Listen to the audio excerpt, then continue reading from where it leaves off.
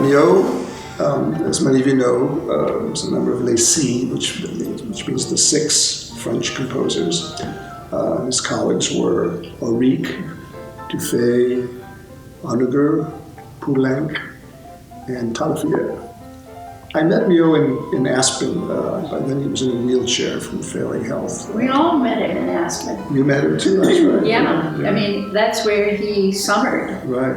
And he was adored and revered there. And I think it was actually one of the best times for him because his works were being played in the most wonderful setting by fabulous musicians. Right.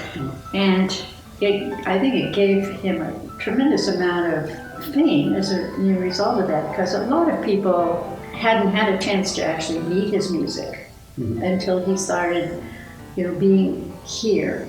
And so that, that Aspen residency that went on for a long time. And of course, he always sat in the back of the tent in his wheelchair.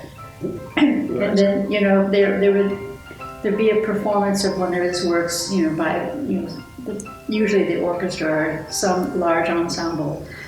Works that had never actually been heard in this country.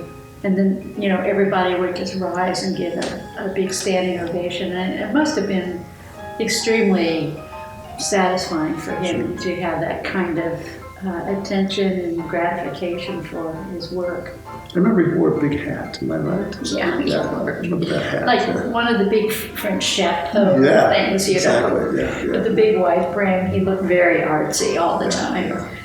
Many people don't know that he was a wonderful teacher. He taught at Mills College in California, and he taught the 3 Bs, not the ones we all know, but Dave Brubeck, Burt Bacharach, and William Bolcom, 3 very highly successful composer musicians.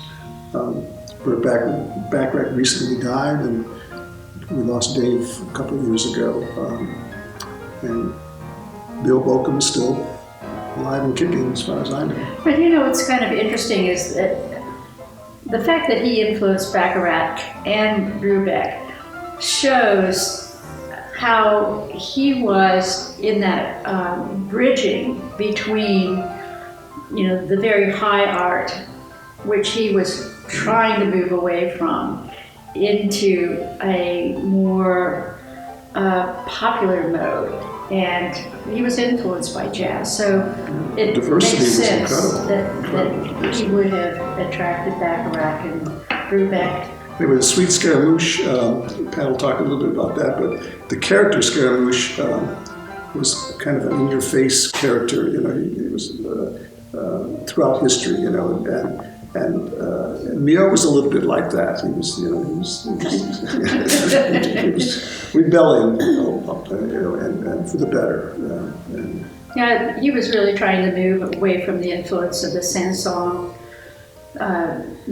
entourage, where you had essentially a lot of heavy romanticism. So he and the Les Six were moving much more toward making music more available for a larger audience, so more of a popularization of music. I mean, Poulenc's, so his music is incredibly beautiful and so accessible. That's a perfect example of what Pat's talking about. But it's interesting for the Scaramouche, he goes to a very long theatrical tradition. I think Milhaud spent a lot of time thinking about music and theater anyway. But, the tradition of Scaramouche and Pierrot and so on are characters that flow through the theater history from the 17th century forward. And Scaramouche is usually the one that's being duped on. He's the comedic figure. And so these figures have transformed his thinking, and they come from the Italian commedia dell'arte of the 17th century. And so Scaramouche is really kind of a scamp in his own way, but he's never the hero. He's always the one who's kind of the butt of jokes. And the work itself is a lot more difficult than most people think. I think a lot of piano majors, they think, well, let's read through Scaramouche, and of course they make a mess of it. So they can read through the slow movement, but it's a lot more difficult to put together with the precision that it needs and that French lightness and ease, the facility of French music.